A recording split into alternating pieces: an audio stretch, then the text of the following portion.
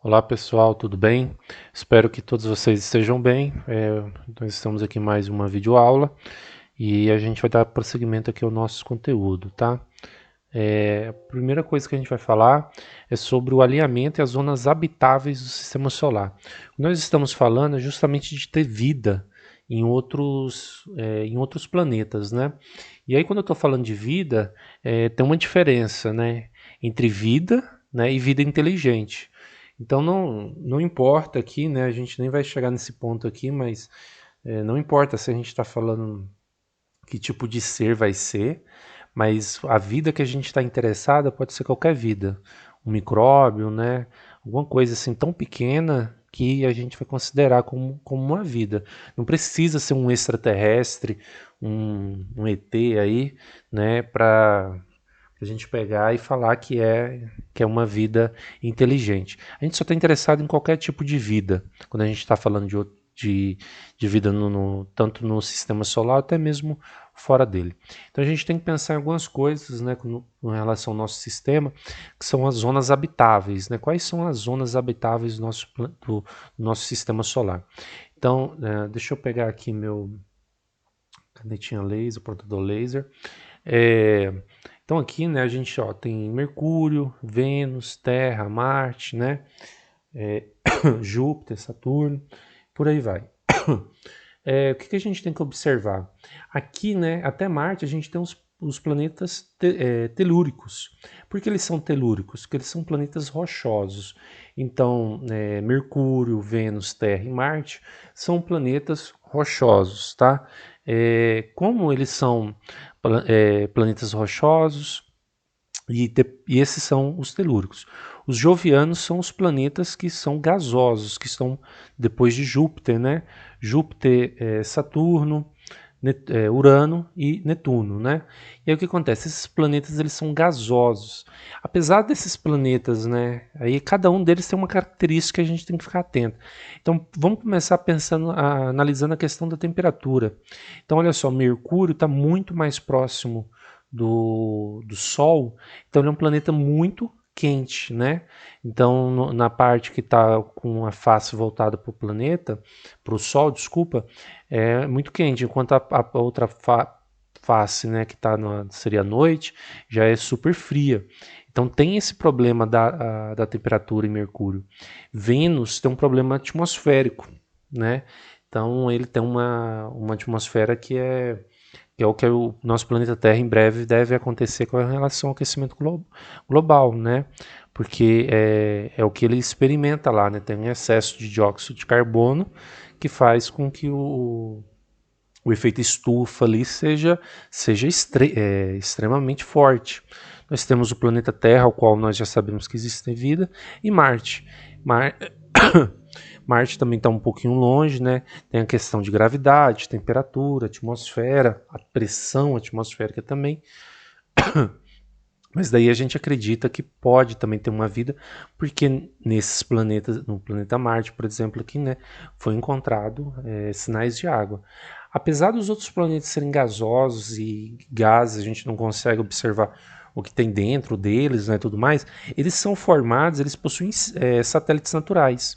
Então eles possuem luas.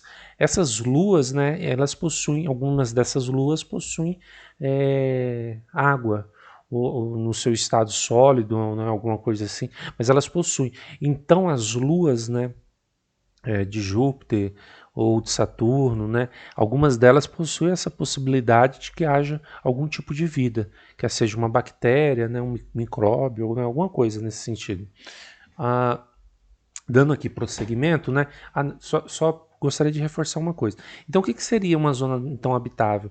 Apesar de que quando a gente está caminhando aqui mais próximo do Sol, a temperatura está muito quente, né? A temperatura alta.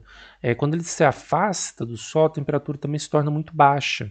Então, o nosso planeta Terra, né? Ele está numa posição privilegiada, porque ele não fica nem tão quente, né? E nem tão gelado. Então, aí a gente considera como um planeta, uma zona habitável. Mesma coisa de Marte, né? A gente pode falar que em algum momento ela já foi uma zona. Será que existia vida no passado de Marte? Então aí será que a gente vai encontrar alguma evidência nas rochas que ficou, né? enfim, é isso que a gente quer identificar. Então, a primeira coisa que é importante, então, é que haja a existência, né, de água, tá? Então, a água aí no formato líquido, né, é o que a gente precisa para que haja água. Por que que a gente está falando isso, né, que tem que ser água? Porque todos os tipos de vidas que a gente encontra aqui no nosso planeta, não importa, né, os locais e tudo mais, ele necessariamente ele precisa de água. A gente não tem um único ser vivo aqui no nosso planeta que não necessite de água. Então, mesmo quando a gente vai, os astrobiólogos, né, eles já foram, né, na bocas de vulcões, ou lá no Polo Norte, né, Polo Sul, atrás, né, de condições adversas, e sempre eles encontram seres nesses lugares mais terríveis, mas sempre acompanhados de água. Então tem que existir alguma coisa relacionada com água para que qualquer de qualquer ser ele possa existir. Tá bom. Então, se você fosse um cientista procurando vida da Terra, qual elemento você buscaria? Seria a água. Como eu estava falando para vocês que existem alguns, então olha lá, Europa é uma lua de Júpiter, né? Calisto, uma lua de Júpiter, Enceladus, uma lua de Saturno, Júpiter é um planeta do Sistema Solar, Saturno, planeta do Sistema Solar, Marte também é um planeta do Sistema Solar. O que eles têm em comum? Né, que eu gostaria aqui de frisar aqui para vocês. São diferentes corpos celestes, mas olha só, em Europa, Calisto e Enceladus, em Marte, foram encontrados o quê? Várias evidências de existência de água e oceanos, tá? Então, por exemplo, a Europa, né, salvo engano aqui, né, muita informação, mas acredita-se, né, não, é Encelados, né, que lá nesse aqui, né, Encelados, né, nessa lua de Saturno, existe água, né, e é gelo, e uma crosta de gelo de 300 quilômetros. Então aí eles imaginam que depois desses 300 quilômetros de gelo, vai haver lá dentro, embaixo desse gelo, água no formato líquido. Então assim, nossa, né, agora você tem que pensar num outro problema, né? Como que eu vou mandar uma sonda para lá? Beleza, eu mandei. E essa sonda vai conseguir, sem uma pessoa, perfurar 300 quilômetros de gelo para ver se lá embaixo, né, tem a água líquida, que é o que a gente está buscando? Então, meio surge esse tipo de problema. Então, assim, apesar de você encontrar água, você também tem que começar a pensar, já que você é o cientista, nos outros tipos de problema. Mas como que está essa água, onde que eu posso encontrá-la? Né? E aí, por exemplo, a Marte, né, a queridinha, né, justamente porque existem provas, né, de que já houve rios, né, encontraram sinais de neve. Então, assim, será que também no subterrâneo ou dentro de uma caverna, né, pode ainda existir água, né, ou alguma coisa? Ou como já existiu água, será que eu encontro evidências, né, dessas bactérias, né, que sobreviveram, sobreviveram não, né, evidências dessas bactérias que já viveram no planeta? Agora, Júpiter e Saturno são planetas gasosos e, até o momento, né, a gente não tem nenhuma evidência, né, de que haja líquido, água no seu formato líquido dentro deles. Então, assim, só para falar assim, o que eu quero falar? Olha, apesar de a gente ter vários planetas, a gente tem que buscar as evidências, né? Quais são as evidências? Júpiter e Saturno até hoje não foram encontrados.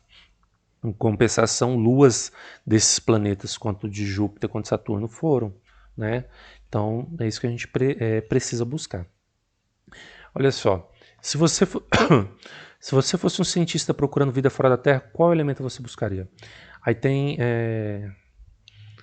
essa resposta aqui que eu achei interessante, quis puxar para vocês, tá? Ó, há duas questões principais na busca pela vida. Com tantos lugares para procurar, como podemos nos concentrar nos locais com maior probabilidade de abrigar vida?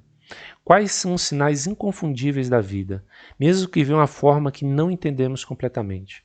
Eugênio, pesquisador na NASA, reconhece que a vida pode existir em formas e lugares tão bizarros que podem ser substancialmente diferentes da Terra.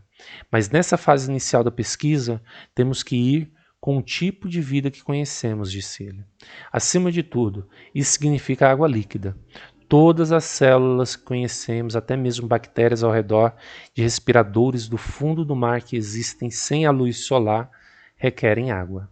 Então, olha só, até a questão de luz, né? A gente pode imaginar, então, ó, não é necessário que haja luz, né? Mas é necessário que haja água. Então, esse é o primeiro fator importante que a gente tem que procurar. E aí a gente vem com aquela pergunta, mas peraí, é só água? O que mais que eu posso estar pensando que pode, que é necessário para que haja vida? Então, quais são os fatores, como os fatores essenciais para a existência e manutenção da vida humana se relacionam entre si? Então, assim, nós já vivemos em um planeta. Então, como a gente já vive no nosso planeta, a gente já consegue observar algumas coisas aqui que são importantes para que haja vida, toda essa diversidade de vida que existe no nosso planeta. Então, eu separei aqui 4 que são importantes, que é a temperatura, a gravidade, a atmosfera e pressão atmosférica. Tá? Então, assim, existe uma interdependência entre eles, tá? Tudo por causa da água. Eu vou falar brevemente, né, sobre esses 4 fatores, mas aí eu gostaria que vocês, junto do roteiro, né, eu coloquei alguns textos complementares. Salvo engano, esse é o texto complementar 2, tá?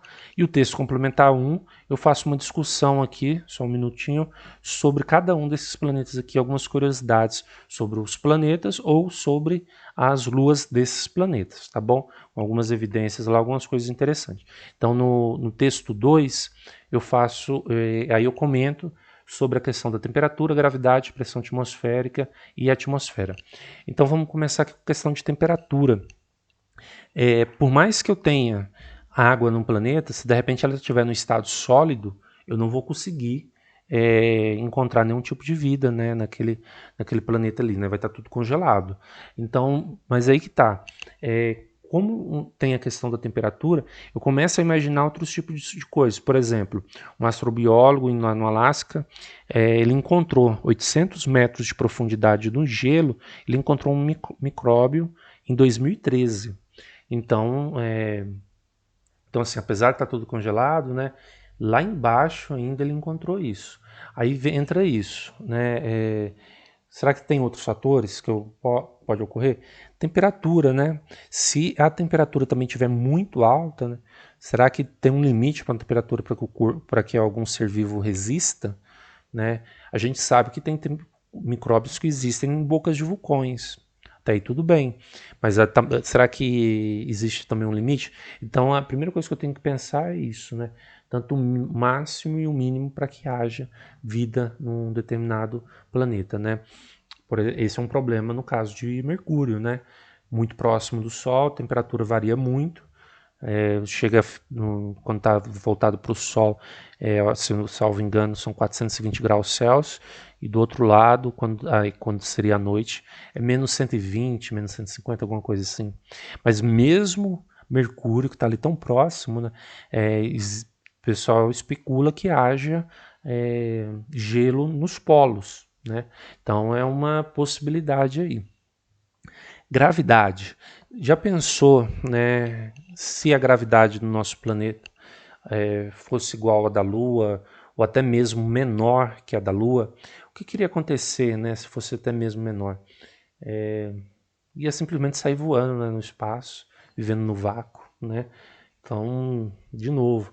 E olha que interessante, né? Ele nem precisa a gente, pela biologia, né, a gente até conhece seres aí que não precisam de oxigênio para sobreviver, né? Mas de repente aí, né, se ele sair voando por aí, então não pode existir. Ao mesmo tempo que se a gravidade também for alta, né, ele também não vai conseguir se desenvolver, que ele não vai conseguir nem se locomover, né? Então tem essas duas coisas. Olha só, pressão atmosférica. Esse é um problema que explica por que a Marte não possui água na hora que a gente observa hoje. Né? Por quê? A gente sabe que dependendo da altitude que a gente está, algumas coisas fervem mais rápido ou não. Então, mesmo a água no estado líquido, né, se ela não tiver numa pressão adequada, ela pode simplesmente evaporar. Né? E aí é o que muitos cientistas acreditam que aconteceu com Marte. Que Marte, por não ter né, uma boa atmosfera lá, simplesmente fez com que a água que existia evaporasse.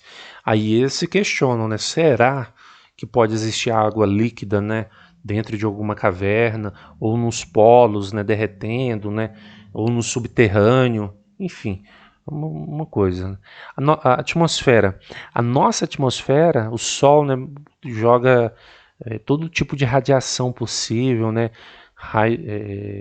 que vocês possam imaginar. E fora outros tipos de radiações que acontecem aí para fora. E a nossa atmosfera, ela nos blinda disso. Agora pensa um ser vivo dentro de um planeta que não exista uma atmosfera. O que vai acontecer? E essa quantidade enorme de radiação vai acabar matando um ser vivo. Então, assim, além de água, eu também tenho que considerar que temperatura, gravidade, pressão atmosférica ou atmosfera ainda pode influenciar se há ou não há vida, né? É claro que, como eu li agora há pouco, né, esse professor aí da NASA, né, esse pesquisador da NASA, a gente não sabe, né, o que pode ser, mas o que a gente considerando a vida que hoje no nosso planeta, todos os tipos de seres que existem, né, a gente vê que é necessário que haja alguma dessas condições, tá? Olha, os fatores essenciais da existência e manutenção da vida estão relacionados entre si, apresentando dependência. Ou seja, é difícil atribuir a existência e manutenção da vida humana a apenas um fator isolado, né? Pessoal, como eu estou falando aqui, né, por exemplo, é difícil, não sei o quê, é porque assim, tudo pode mudar. Vai que na hora que você estiver assistindo esse vídeo, alguém foi lá e já encontrou uma evidência falando, olha, não é necessário tal coisa, e foi lá e encontrou. Então isso é bem possível que aconteça, né? Então por isso que tem que ter essa atenção. Eu acho que é isso, pessoal. Gostaria só de pedir para vocês agora irem responderem as questões do Google Forms. Dentro do formulário, né, não do formulário, do roteiro de atividades, eu coloquei alguns textos extras. Então, assim, leiam textos, os textos que eu deixei lá, além dessa videoaula. E aí, né, depois que você assistiu a videoaula, leu os textos e ainda permaneceu com dúvida, me procure nos plantões de dúvida, tá? Sempre, né, às quartas-feiras, às 10h50 da manhã. E você também, se de repente for uma dúvida muito urgente, né, você pode também conversar com seu tutor. O tutor seu vai passar o meu contato e você pode também tirar dúvida. Qualquer coisa, pessoal, sempre estou à disposição.